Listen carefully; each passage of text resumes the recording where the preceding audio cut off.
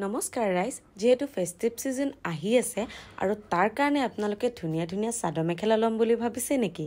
যদিহে ভাবি আছে তেতিয়াহ'লে আপোনালোকে আহিব পাৰে মাহি ডিজিটেক্স এণ্টাৰপ্ৰাইজ দোকানখনত।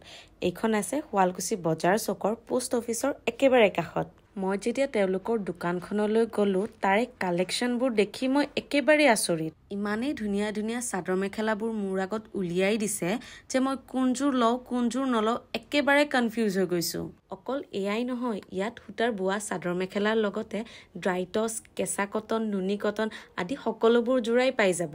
আৰু এতিয়া আপোনালোকে ইয়াৰে দামবোৰৰ কথা ভাবিছে চাগে, কিন্তু তাৰ কাৰণে আপোনালোকে একেবাৰে চিন্তা নকৰিব, কাৰণ তেওঁলোকে হোলচেল দামত তেওঁলোকৰ কাপোৰবোৰ চেল কৰে। 150 টকাৰ পৰা এক্সট্ৰা চাদৰ আৰু 350 টকাৰ পৰা জোৰা আপোনালোকে পাই যাব।